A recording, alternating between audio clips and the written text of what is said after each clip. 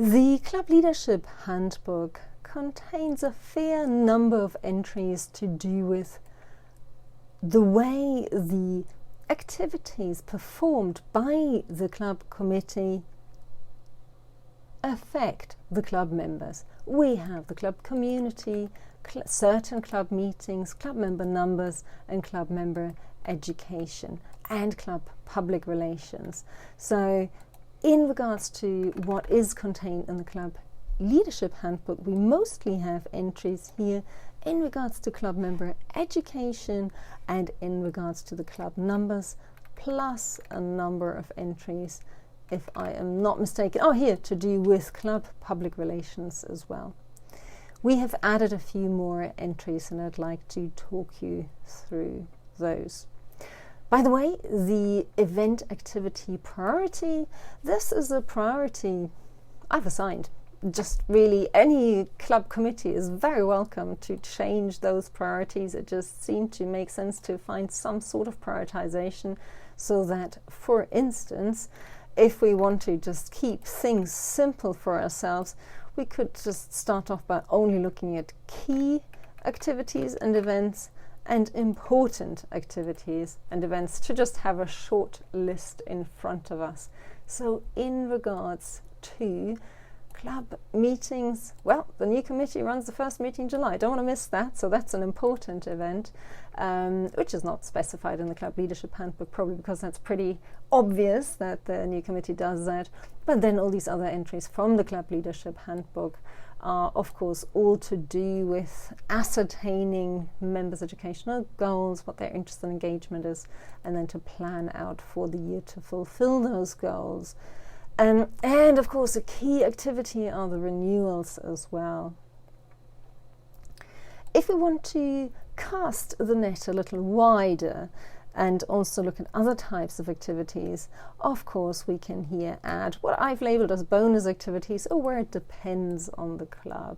So a bonus activity would be to celebrate the achievements of the Toastmasters year, and then depending on the club here, would be, well, it depends on the club and on the club committee whether the committee sees it as an important activity to organize an educational event, for the UPPR to do a publicity push, also send newsletters and social media posts at a certain frequency, hold social events, and organize an open house event to gain members. So these are just a few entries that I've added in order to help the committee kind of keep them in mind and think, well, even if we're not planning that outright at the beginning of the Toastmasters year, perhaps at some point we should just think about organizing these things and set, for instance, here the frequency of the posts. That's nice perhaps to enter that into the calendar, or for bigger events to decide when in the year we want to do those if we, for our clubs, think that they're relevant.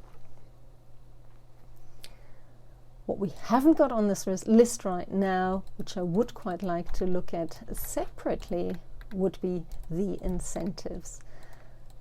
The Toastmasters international incentives are typically listed in the Club Leadership Handbook, and from there you will be very familiar with the Smedley Award, the Talk Up Toastmasters Award, and the Beat the Clock Awards. And here you can see when they take place. What I've added here is just a P, because when we've got the Smedley Award as a membership building program running in August and September, as a committee we probably would want to think about it in July, how we actually plan for that and how we're going to publicize the actual award and get members to bring in guests, etc., in order to gain more members during that time. Here's the DCP Award as well, which is of course in the Distinguished Club Manual and therefore probably not listed explicitly in the Club Leadership Handbook, but I felt it would be quite useful to just show that here as well.